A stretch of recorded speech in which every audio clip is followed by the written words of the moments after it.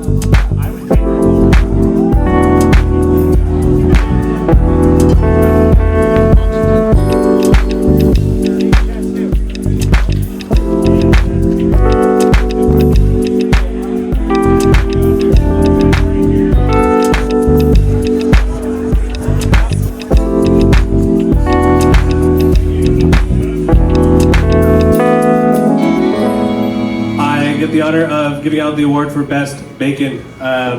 This has been an incredibly close competition. This year the judges deliberated for quite a while. So without further ado, my first announcement, the winner of the Best Bacon Award is Dennis Sydnor.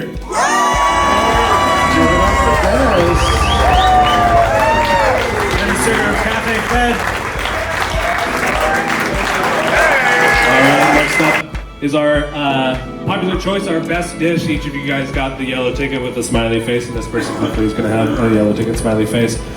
This dish was incredible. I ate it myself. This is Mike Rudbeck from Nick's Taco. I'm sure I have nothing to do with that. Thank you. Thank you so much. Rachel.